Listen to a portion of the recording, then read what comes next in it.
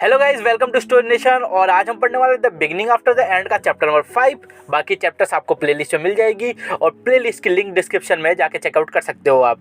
तो चलो इस चैप्टर को स्टार्ट करते हैं।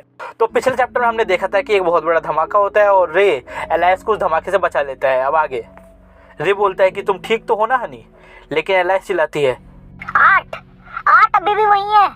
और ये सुनकर रे जल्दी से घर की तरफ भागता है और कुछ चीज़ों को हटाता है जो कि घर गिरने की वजह से नीचे गिर चुकी होती है, और कुछ देखता है और चैन की सांस लेता है। फिर पीछे से एलाइस आती है और बोलती है कि क्या हुआ रे, कुछ बोलते क्यों नहीं तुम।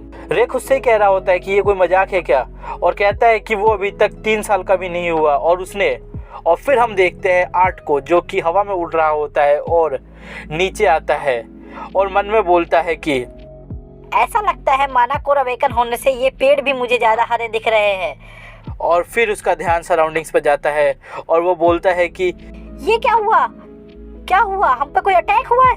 किसकी इतनी हिम्मत एक किंग के घर को डिस्ट्रॉय करने की?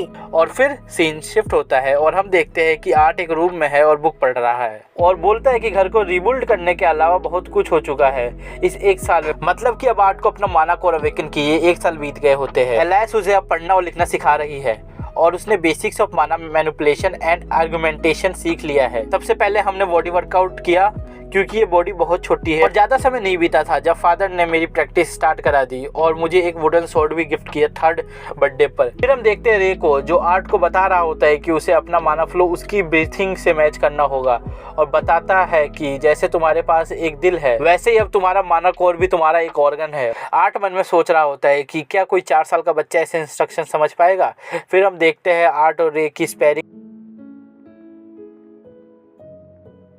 और रे बोलता है कि चलो मेरे को लगता है तुम कर सकते हो, और आर्ट मन में बोलता है कि ये मेरे को रेस्ट नहीं करने देगा जब तक मैं कर ना लूँ और मेरे पास सिर्फ थोड़ा टाइम है पढ़ने का डिनर से पहले। और फिर हम देखते हैं कि आर्ट एक स्विंग करता है और रे के हाथ की स्टिक टूट जाती है और आर्ट बोलता है क्या अब मैं पढ़ने जा सकता हूँ? रे कहता है हाँ जाओ। फिर आर्ट अपने मन में बोलता है कि इस वर्ल्ड में स्ट्रेंथ को माना कोर के कलर से मेजर किया जाता है। पहले माना कोर ब्लैक होती है बॉडी की इम्प्योरिटीज जो कि मिक्स होती है माना कोर से, और माना कोर और प्योर होती जाती है जैसे जैसे इम्प्योरिटीज कम होती है। और उसका ऑर्डर है black, red, orange, yellow, silver and white.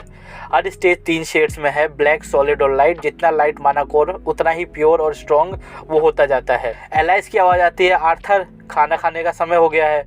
और फिर सीन शिफ्ट होता है और हम देखते हैं एलाइस और रे जो कि आर्ट को देख रहे होते हैं और आर्ट मन में बोलता है कि क्या मुझे इस घर में थोड़ा टाइम अलोन नहीं मिल पाएगा, पता नहीं मैं कब याद कर पाऊंगा। रे बोलता है कि हनी शायद से अब हमें आर्थर के लिए प्रॉपर टीचर लाना पड़ेगा। इसी के साथ ये चैप्टर ख़त्म होता है और आई होप आप लोगों को पसंद आया हो ये चैप्टर और मेरी एक्सप्लेनेशन।